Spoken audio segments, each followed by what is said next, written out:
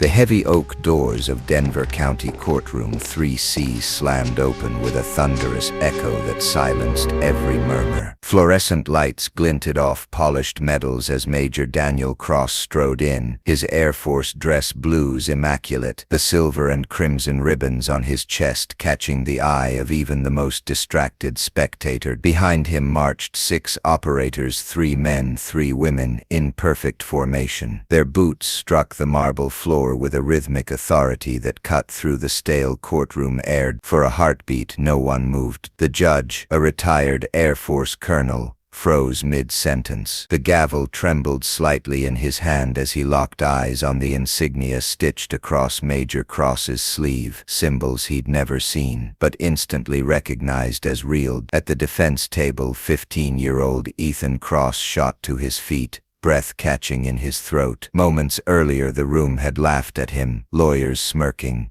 clerks whispering, when he dared to claim that his father served in a non-existent U.S. Air Force Special Tactics Unit. Now the impossible was standing right in front of them. Welcome to One Human, One Story. Before we go further, let me ask you something. Have you ever been so certain of a truth that everyone around you called it a lie? Imagine standing in a courtroom full of adults, judges, lawyers, strangers, each one convinced you're just a kid making up stories. Would you still hold your ground? Would you still speak the truth, knowing every word draws laughter? Hold that thought, because Ethan did exactly that. And what happened next will make you question how far a parent's duty and a child's faith can really go. Please share your thoughts in the comments. We'd love to see your comments. And if you think stories like this deserve to be heard, click the subscribe button and help us honor those who deserve to be remembered. 2 weeks earlier, Denver lay wrapped in the brittle cold of late winter. The sky hung low and heavy, a pale sheet of gray that blurred the line between afternoon and dusk. On the cracked bleachers of Eastwood Middle School's baseball field, 15-year-old Ethan Cross sat hunched inside a faded hoodie,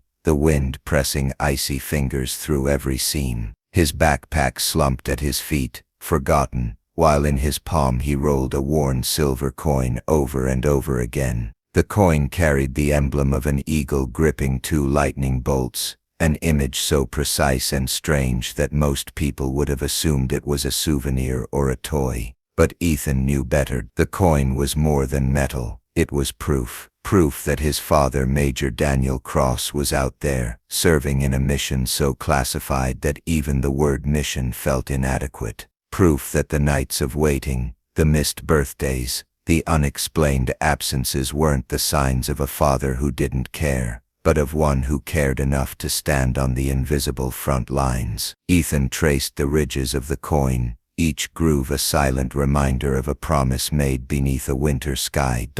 3 months earlier, on a night crisp with starlight, Daniel had handed him this very coin. Ethan could still replay every second with cinematic clarity. The driveway of their modest suburban home glistened with thin ice. The streetlights threw long shadows across the snow, stretching like question marks over the pavement. Daniel's government-issued SUV idled at the curb, its headlights cutting through the darkness. He had been called away suddenly, the kind of late-night summons that came without explanation, but carried the weight of urgency in every syllable. "Dad, where are you going?" Ethan had asked, voice trembling even as he tried to sound casual. Daniel crouched so their eyes met, the faint smell of jet fuel clinging to his jacket. His face was calm but lined with something heavier than worry. He reached into his pocket and pulled out the silver coin, pressing it into Ethan's palm with deliberate care. "Whenever you doubt me," he said quietly, "hold this coin. I can't always tell you where I'm going. I can't always call, but this coin means I'm real, even when the world says otherwise. It means I'm coming back."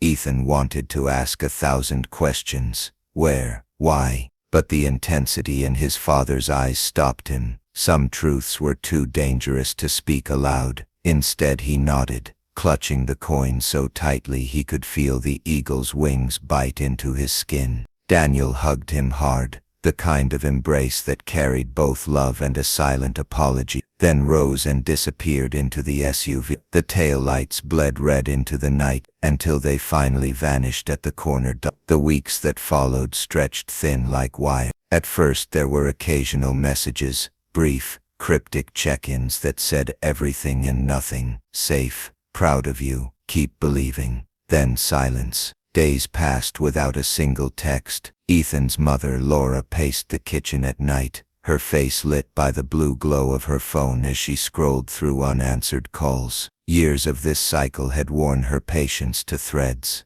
"He's gone too much, Ethan," she said one evening, her voice soft but edged with fatigue. "This isn't how a family lives. You deserve better than a father who's a ghost." "He's not a ghost," Ethan shot back, the coin digging into his pocket like a secret weapon. "He's serving, he told me." Laura sighed, rubbing her temples. "Serving who, Ethan? He can't even tell us where he is. How long are we supposed to wait for a man who keeps choosing missions over his own son?" Her words cut deeper than she realized. Ethan retreated to his room, closing the door on the argument, but not the ache it left behind. He sat on his bed for hours, flipping the coin between his fingers, listening to the soft clink each time it landed against his palm. The sound became his lullaby, a metallic heartbeat that told him his father was still out there. When the custody papers arrived, the air in the house grew colder than the Denver winter outside. Laura's decision to seek full custody wasn't born of anger but exhaustion. Years of unanswered questions had hardened into legal language. Petitions, hearings, evidence. Ethan read the documents in silence, each paragraph tightening the knot in his stomach. He understood his mother's pain, but he could not accept the story the papers told, that Daniel Cross was unreliable, absent, a man who valued mystery over family. Ethan clung to the coin as if it were a shield. After school he often wandered to the baseball field, a place where memories of weekend games with his dad still lingered in the dusty baseline and cracked scoreboard. There, sitting on the cold bleachers, he replayed his father's words until they felt carved into his bones. "I'm real, I'm coming back." The coin's chill grounded him, its weight a quiet argument against the world's skepticism. On the morning of the custody hearing, Denver's sky threatened snow. Ethan dressed carefully, sliding the coin into the small pocket of his jeans like a... Ethan read the documents in silence, each paragraph tightening the knot in his stomach. He understood his mother's pain, but he could not accept the story the papers told, that Daniel Cross was unreliable, absent, a man who valued mystery over family. Ethan clung to the coin, as if it were a shield. After school he often wandered to the baseball field, a place where memories of weekend games with his dad still lingered in the dusty baseline and cracked scoreboard. There, sitting on the cold bleachers, he replayed his father's words until they felt carved into his bones. "I'm real, I'm coming back." The coin's chill grounded him, its weight a quiet argument against the world's skepticism. On the morning of the custody hearing, Denver's sky threatened snow. Ethan dressed carefully, sliding the coin into the small pocket of his jeans like a knight fastening armor. In the car ride downtown, Laura tried to soften her voice, to prepare him for the harsh questions ahead, but Ethan barely heard her. His mind clung to the rhythm of his father's promise.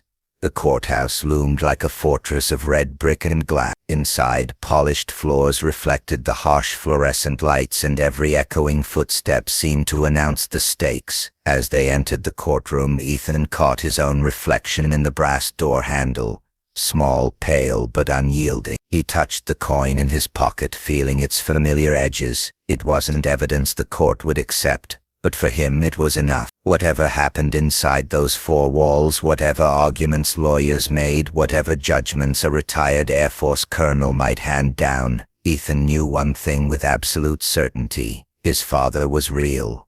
His service was real, and the promise sealed in that coin would not break. Ethan's heartbeat thundered against his ribs, each pulse a desperate reminder that time was running out. The courtroom, with its high ceilings and stern oak paneling, felt more like a pressure chamber than a hall of justice. Every creak of the wooden benches, every faint cough from the gallery, carried the weight of judgment. To Ethan, even the air seemed thicker, as if the room itself was holding its breath.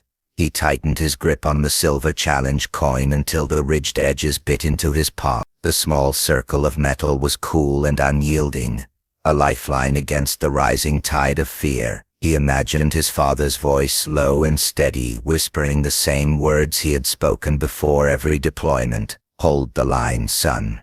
No matter what happens, hold the line." But now, as the judge shuffled papers and cleared his throat, those words felt like a fragile echo against the relentless ticking of the clock. Across the aisle, the opposing attorney leaned toward the bench, his movements crisp and deliberate. He wore the quiet confidence of a man who believed victory was already his. "Your Honor," he said smoothly, "it is clear that Mr. Cross's absence speaks louder than any testimony. A father who cannot be present does not deserve custody." The sentence landed like a hammer blow. A faint murmur rippled through the gallery, the sound of strangers agreeing with a truth Ethan refused to accept. Ethan's mother shifted beside him, her hand hesitating in midair as if torn between comfort and surrender. Her eyes, glassy with worry, flicked toward the double doors at the back of the courtroom, doors that remained stubbornly closed. Ethan followed her gaze, his stomach twisting tighter with every second that passed. "He promised. He said he'd be here. Dad never breaks a promise." But each tick of the courtroom clock chipped away at that belief, carving tiny fractures into the foundation of his faith. The judge adjusted the gavel on his bench, the small metallic clink slicing through the tense silence. He leaned forward, his expression a careful mask of neutrality, but his words carried the quiet finality of a man accustomed to ending arguments. "The court cannot be swayed by sentiment," he said, his voice deep and measured. "Only evidence will determine the outcome of this case." Ethan's lungs burned as he drew a shaky breath. The challenge coin, now slick with sweat, slipped slightly in his grip. He clenched it tighter, refusing to let it fall. Around him, the room seemed to shrink, the walls inching closer until he felt trapped in a box of polished wood and whispered doubt. He stared at the doors, willing them to move, to open, to prove that his faith had not been in vain. The gavel lifted, ready to strike. The final decision hovered in the air like a blade suspended by a single thread. And then a deep resonant sound. The heavy oak doors shuddered against their hinges and swung wide. Major Cross halted precisely 10 feet from the bench. He raised a razor-sharp salute. "Major Daniel Cross, United States Air Force Special Tactics," he said, his voice calm but carrying the unmistakable authority of a man who had led missions where silence meant survival. "Reporting as ordered, Your Honor."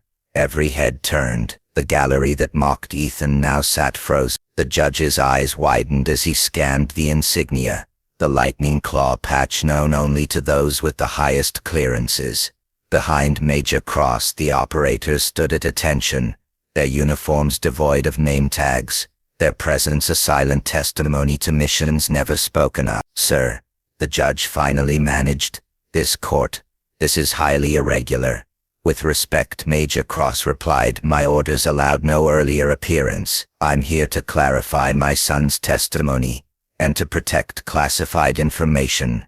Now pause for a moment. If you were that judge, a veteran who believed he'd seen every Air Force patch in existence, how would you respond? Would you challenge the man standing before you, flanked by an elite team whose very silence felt heavier than words? Or would you finally realize that some truths live outside courtroom paperwork? The heavy oak doors groaned on their hinges as Major Daniel Cross entered, his broad shoulders silhouetted against the bright hallway beyond. A ripple of startled whispers rolled across the gallery, dying as quickly as it began. Daniel walked with quiet certainty, every step deliberate, carrying the invisible weight of years spent in places most people only read about in classified reports. He wore a plain charcoal suit, but the posture, the unmistakable precision of a soldier, betrayed his true life. The opposing attorney froze mid-sentence. His carefully rehearsed arguments, so sharp only moments before, faltered like paper in the wind. The judge's gavel rested on the bench, forgotten for a heartbeat, as all eyes followed Daniel to the front of the courtroom. Daniel stopped at the center aisle and produced a thick sealed envelope marked with the dark blue crest of the United States Department of Defense. The emblem's silver eagle glinted beneath the fluorescent lights, catching the attention of even the most jaded clerk. Without a word, he handed it to the bailiff, who carried it to the bench with a mixture of curiosity and awe. The judge accepted the envelope cautiously, his practiced composure flickering as he ran a finger over the raised seal. Breaking the wax felt like crossing a line he had never dared approach. The room fell into a hushed anticipation, the kind that makes every breath sound louder than a Ethan's chest tightened. The coin in his palm grew slick with sweat. The judge unfolded the letter, eyes narrowing as he scanned the first dense lines of text. His lips pressed into a thin line, then parted slightly as he read deeper. He read once, then again. The steady rhythm of his breathing faltered. "This document," the judge began, voice softer than usual, "bears the authentication of the Pentagon and the United States Air Force." He adjusted his glasses and continued, the measured tone of a man delivering a revelation he himself was still processing. "It verifies that Major Daniel Cross is an active duty member of a Tier 1 Special Tactics unit. His missions are classified at the highest level. The nature, duration, and locations of these operations are restricted by federal law." Gasps erupted from the gallery like the sudden break of a storm. A reporter's pen slipped from trembling fingers and clattered to the floor. One of the court officers instinctively straightened to attention, a reflex born of respect for the uniform Daniel no longer wore. The judge looked up, meeting Daniel's steady gaze. "This court acknowledges," he said carefully, "that the absences in question were not a matter of neglect, but of national service. Furthermore, it is evident that Mr. Cross's communication was limited by security protocols beyond his control." The opposing attorney, pale and silent, lowered his legal pad. His entire case, built on the narrative of an absent father, crumbled in a single paragraph. Ethan's mother covered her mouth with her hand, eyes widening as the truth settled like sunlight breaking through a storm cloud. For the first time in months, uncertainty gave way to understanding. Ethan felt the shift in the room like a physical force. The mocking laughter of classmates, the doubts of adults, the endless nights staring at a silent phone, all of it evaporated in the glow of vindication. He straightened in his seat, shoulders pulling back, as the weight of disbelief lifted from his small frame. The judge set the document down with deliberate care and removed his glasses. His eyes softened, unexpectedly human beneath the black robe. "Young man," he said, turning toward Ethan, "your statement about your father's service was accurate. This court owes both you and your father an apology for questioning his commitment." A hush fell again, but this time it carried no tension, only reverence. Ethan looked at his father, and for the first time he understood the full meaning of the coin in his hand. Not just a promise, but proof of a life defined by sacrifice. The courtroom was draped in the pale shadows of winter light, filtering through heavy curtain. Outside, the wind battered the old brick walls, its hollow whistle making the silence inside feel even heavier. Ethan sat beside his mother, but his heart was in another world entirely. The silver challenge coin clenched in his hands felt cold yet alive, pressing its ridged edges into his palm as if echoing his own frantic heartbeat. The rustle of lawyers' papers, the sharp click of the judge's shoes as he approached the bench, everything blurred into a low, distant hum. The judge, a man whose face carried the discipline of decades, opened the case file and spoke without lifting his eyes.